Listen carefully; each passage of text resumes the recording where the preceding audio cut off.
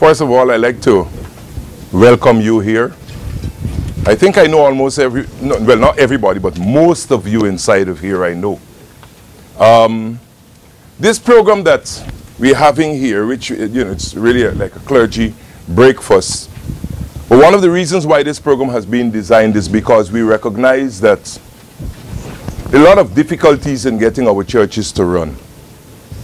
There are a lot of difficulties in getting our churches organized. There are a lot of changes in the laws that affect our churches that we do not know about.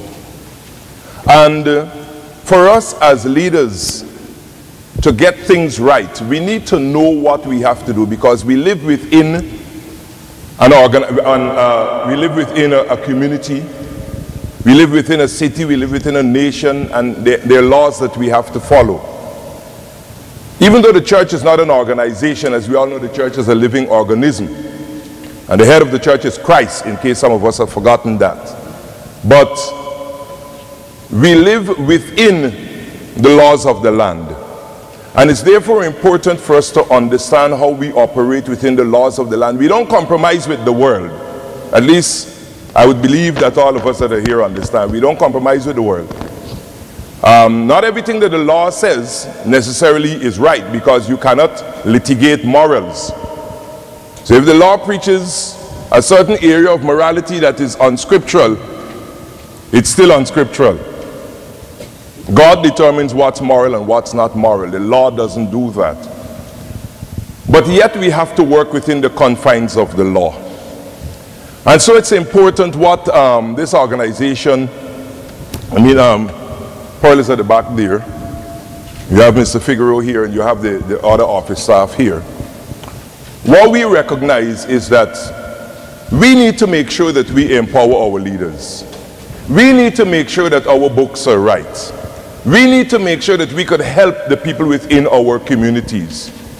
Now you have the bigger organizations like the police department. You also have the district attorney office, which has a lot of programs that need pastors. One of the things that I discovered, because I'm one of the mentors in one of the DA's programs, and one of the things that I've grown to realize is that you're having mentors that are not believers.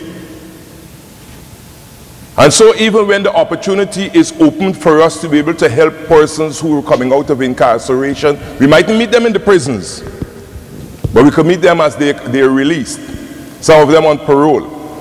It's a good opportunity for us to get to meet them and now spiritually guide them away from what their past might have been. You have some ministries that operate, as you know, that some ministries meet in the prisons. Not all of us meet in the prisons. But there are lots of programs that are out there that we can actually be a part of. For example, I'm the spiritual caregiver in the Family Justice Center in the District Attorney's Office. Deal with domestic violence. It's difficult to get pastors to work on that program. You know, sometimes we complain about the problems that we get in the community. But when God called us to work in the beginning or the early stages of the problem where we can arrest it, we don't. And then when the problem hits us, then we complain. So that's important for us as pastors to recognize that we are the ones who God has placed to minister over his children. He told us to go into all the world and preach the gospel. The pulpit is a safe place to preach from, but it's not the only place for us to preach from. All I'm trying to say is that we've got to recognize that we need to be involved in our community. Our members come from the community. Later, as this program goes on, you'll see some shocking statistics, and you'll understand why we're losing so many members and why people are going to certain churches. We're not in the business of competition, because we're preaching truth. We don't adapt ourselves to win congregants. But yet at the same time, we must make sure that we're the ones who are preaching truth. It's up to them to decide whether they want to come and hear truth or not want to come and hear truth. So we are called by God as leaders in our community. And so we are attempting in this little corner here to try and make sure that our pastors are empowered from the side that they need to deal with when it comes to the law. All of us know we have a lot of immigrants in our church, undocumented immigrants in our churches.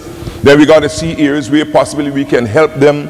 It is up to us to explore this whole thing. I remember the DA passed out a circulation a few months ago about the rip-offs that has been happening with immigrants, $5,000 and the person can't help that. A whole set of stuff has been, you got to be diligent.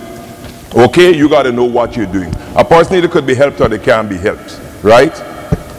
Do you know, for example, it's illegal for the church to pay for your cell phone?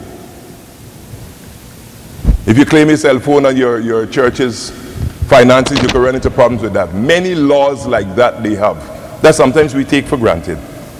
This program, this is only the start of, but the program is designed to help us, to empower us, to give us the knowledge that we need in running our churches efficiently. From the business aspect, because nobody could tell you how to run the spiritual aspect of the church. Only Christ can do that and the Word of God. But because we have to be established, we have to function within the law, and we need to know what the law provides for us to be able to function effectively and efficiently. You know, you got to give unto Caesar what is Caesar's, and to the Lord what is the Lord's. God bless you.